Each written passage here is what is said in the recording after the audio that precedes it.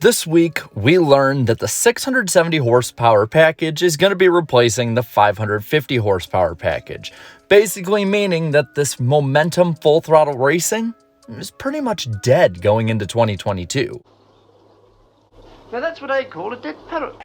Yeah, I know there's some that are still on this train thinking it'll work, but for the most part, most people are pretty happy about this.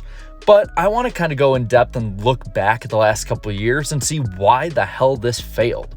And it's pretty obvious for many of us who saw this from the beginning, but it was pretty interesting seeing the slow burn over time. If you remember back to 2018, the first real instance of low horsepower, high momentum, full throttle racing was actually in the 2018 All-Star race.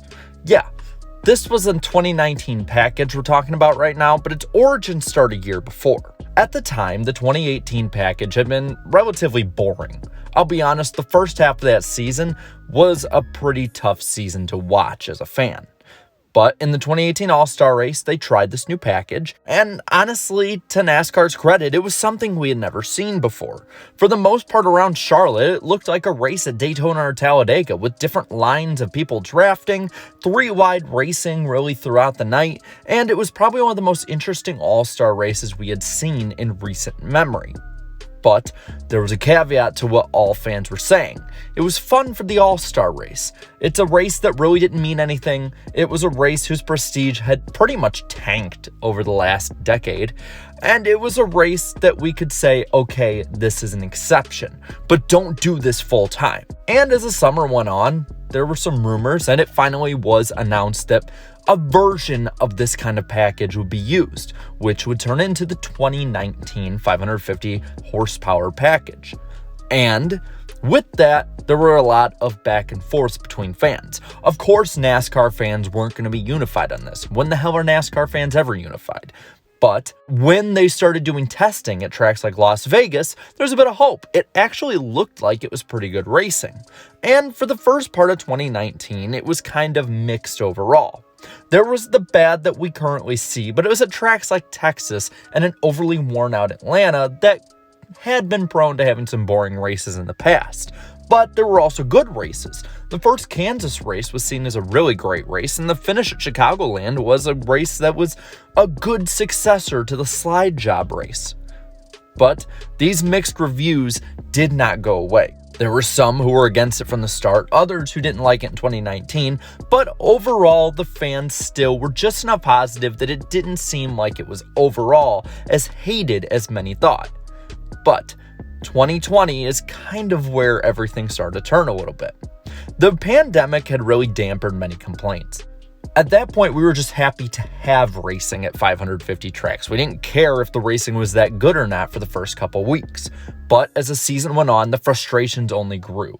The races got more and more dull with this package, and for the most part, fans were starting to turn. But there was a turning point in this season. I think this one fulcrum point really shows where fan interest with it went. And this was a 2020 Hollywood Casino 400 at Kansas. The Kansas fall race that year, I had the displeasure and the pleasure of being at, depending on how you want to look at it. There was great racing on the restarts. That's one thing this package did right. The restarts were entertaining. The problem was, as the cars got drawn out, you really couldn't pass without the other driver making a mistake in front of you. And this was shown with the poor finish, where it was completely obvious of the inability to pass, as Kevin Harvick had the much faster car in hindsight than Joey Logano did. Yet Logano was able to hold him off simply because of dirty air. While dirty air will always be in effect in motorsports, it was put on overdrive at the 550 horsepower package. And after that finish, fans were furious. Many fans said this was the last straw. They were willing to give it a chance, but this race is what killed it for him. So the season ended. There was controversy here and there, but Chase Elliott won the championship, so most of the 550 talk was pushed down, and especially with Kevin Harvick being out, is pushed down for playoff talk. But 2021 saw a huge resurgence in people saying, hey, this sucks. Other than tracks like Atlanta or Homestead, where generally there's going to be good racing no matter the package, the package was horrible. Plus, there were less races with it, as the 750 horsepower package had also made a resurgence. So as the season went on, we had many more instances to compare which was better, 750 or 550, low downforce, high downforce, whatever it might be. And as the season went on, fans were shown clearly that 550 was inferior, and they made it vocally clear. Now, the poor racing aspect really is where all this stems off, and it shows that a good racing product in the end should always win. You see, with the poor racing, the fans obviously hated it, but drivers also were frustrated, and the frustration was growing as the summer went on. Among other things, this was one of the big sticking points that drivers were feeling like they weren't being listened to. This racing was basically not talent-based whatsoever, and instead was momentum-based, full throttle, and drivers really couldn't do that much to get an advantage over one another. If they were given the good line, they pretty much had the lead for the next 30 laps. Now, NASCAR tried to cover this, which only pissed off everybody more, by saying that the fan council data said that this is what they liked, even though it was later proven that this data was heavily manipulated by NASCAR to fit their narrative.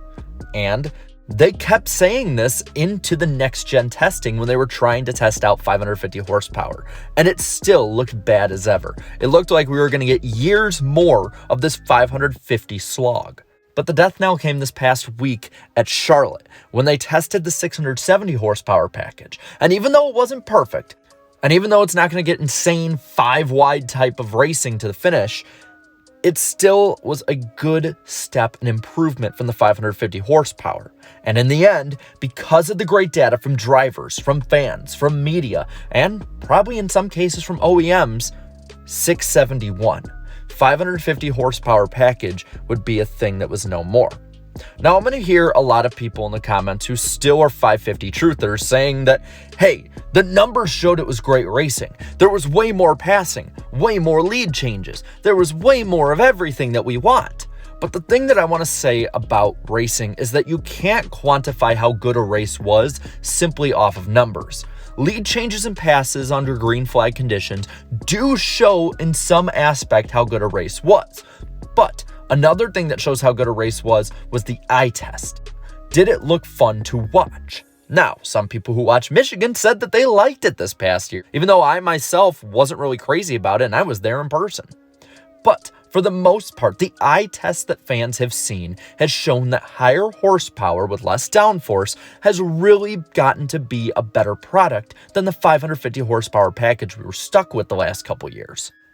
It really is the human aspect of racing. Tell me, do you like it when you watch 30 cars who can barely pass one another and stay side by side over and over again, only fighting for that certain position? Or do you like a race where it's two guys barely keeping control of the car, side by side, beating and banging, doing everything within their talented reason to get a win? I can tell you, being at both kinds of races, I like the latter. So in my opinion, these are the reasons in the story and the timeline of why 550 failed in NASCAR. Now, I want to pass it on to you though. Why do you think the 550 horsepower package failed? Might seem like a dumb question, but I think a lot of people have a lot of different reasons for this. So let me know down in the comments below. While you're at it, leave a like on this video, share this video, and subscribe to my channel for more great NASCAR content like this throughout the off season. Also, to all my channel members, thank you so much for your support. It never goes unnoticed. So until next time, have a good one.